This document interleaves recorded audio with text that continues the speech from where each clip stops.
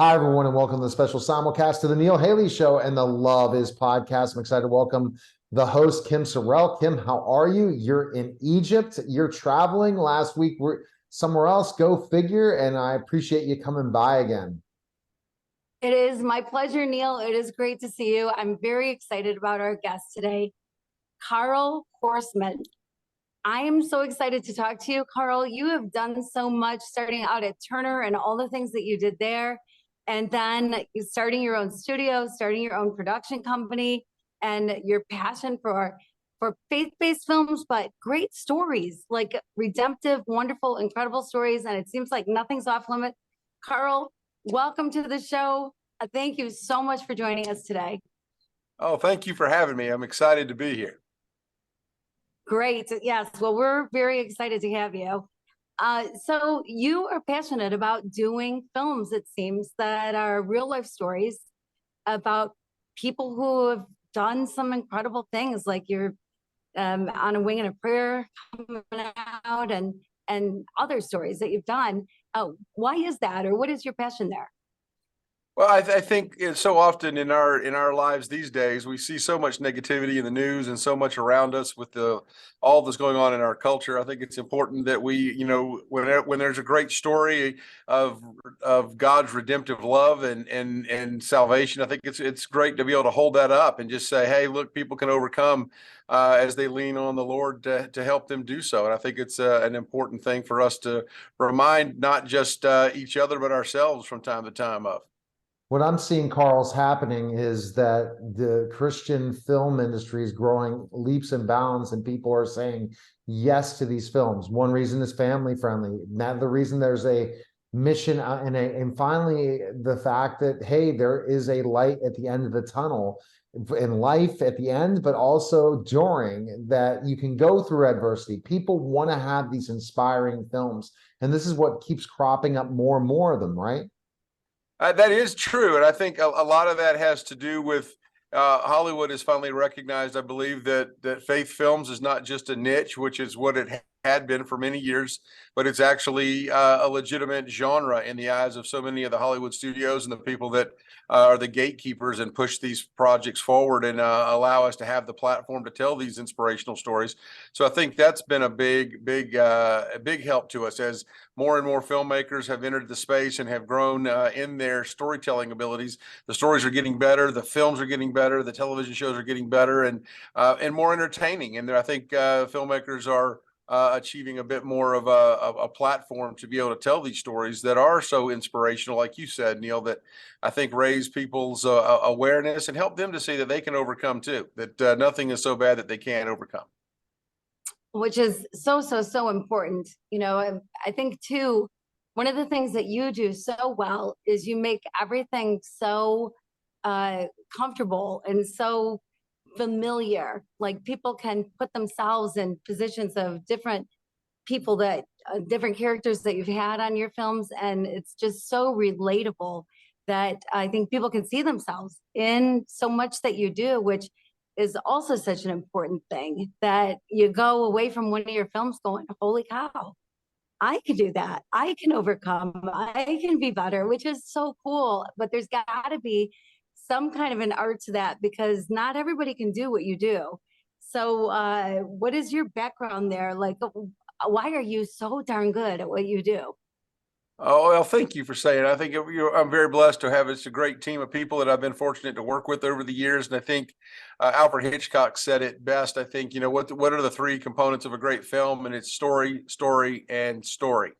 So I think that's been really what has been the key to any success that any of us have in this business is the story. And I think that starts with the true story of the real people and what they went through. And so often they've stepped out in faith after the fact and written a book or let their stories be published and put out there. And then writers are able to latch on to those things. And with their most recent project, On a Wing and a Prayer, which is about a true story of a pilot, a dad rather, gets on an airplane with his wife and two kids heading back from his brother's funeral. And he had very limited pilot experience, virtually none. And the pilot on the plane, 5 minutes into the air, passed away of a heart attack. and dad had to either land the plane or perish with his family.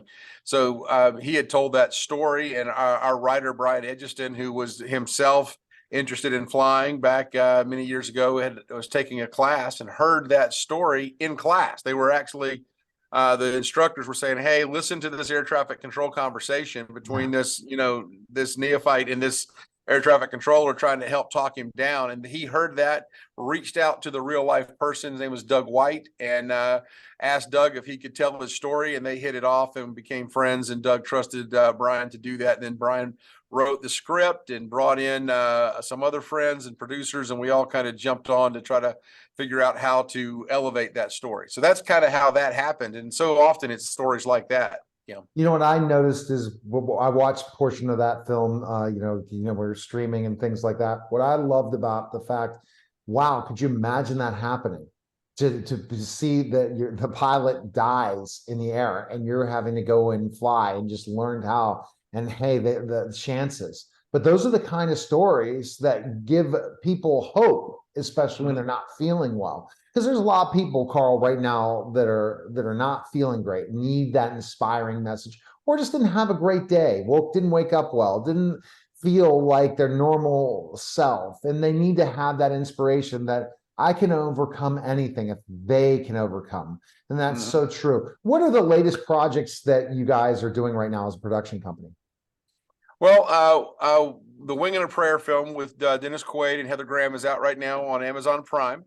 So that is available for streaming, just came out. And then we had another film that released in theaters that it's available on Up TV called Southern Gospel, a true story, again, about a pastor who was a rock and roller in the 60s, and he had some tragedy in his life and a car crash that killed one of his bandmates. And he was able to overcome and realize that his true calling wasn't necessarily the rock and roll stage, but was that of the pulpit, and started a church down in Florida that's still going today and has really helped a lot of people. So that's a great story that was set in the 60s and 70s for our movie, but really is about, and the director uniquely was the true story of his dad. And so it was a fantastic family story and family film. So we did that one. And then up and coming, we've got a French and Indian war movie that we shot that is really, doesn't sound like it being a war movie, but it's really about the struggles of these real life heroes that in 1763 that overcame to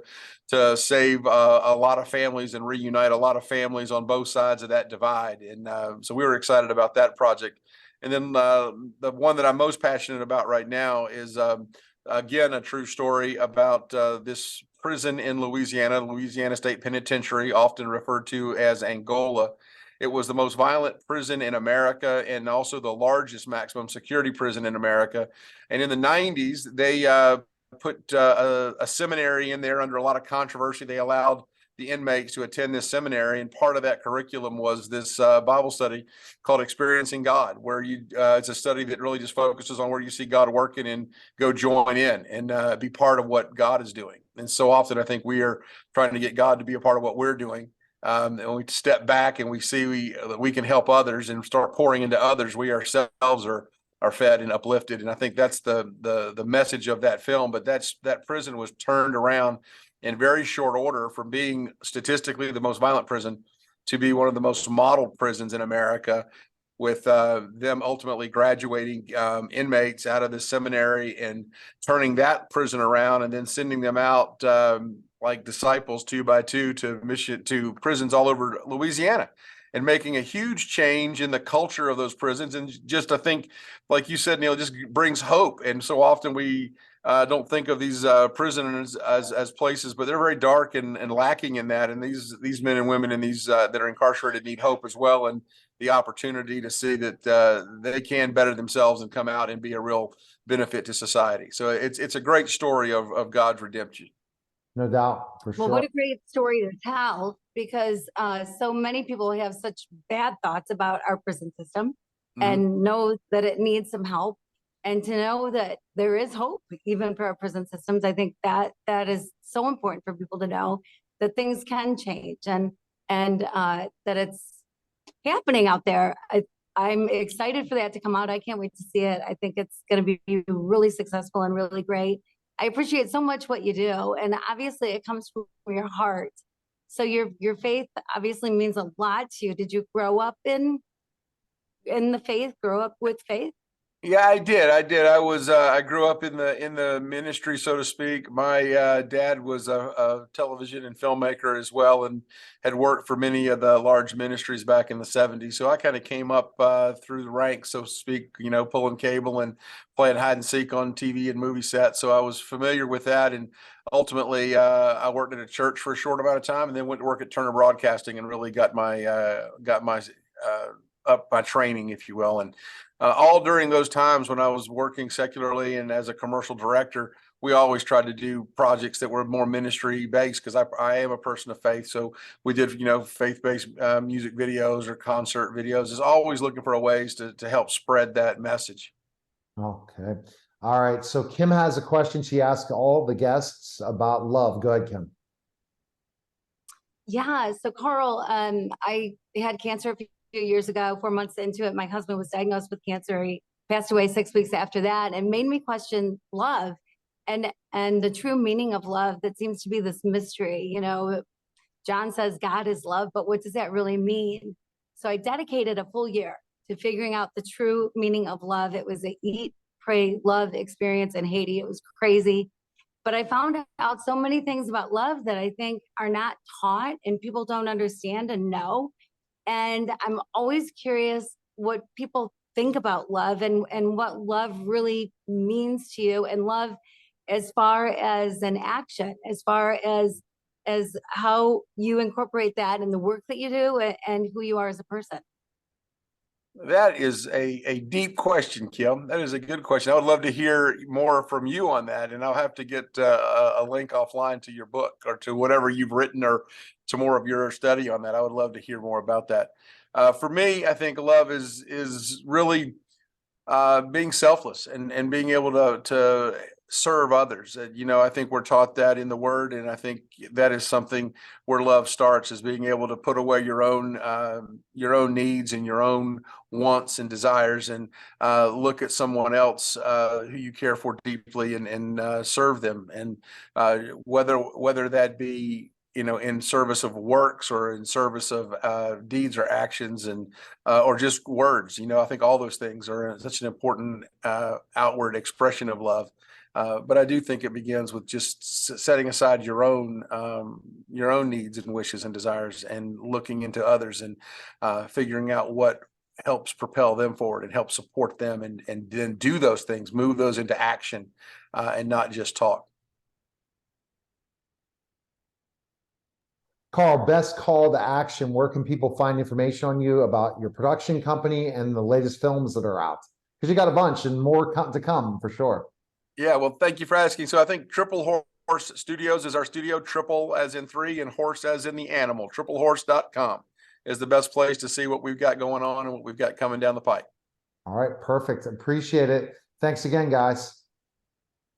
All right, Thank that you. was the Love is Celebrity segment and the Neil Haley Show, guys. Take care.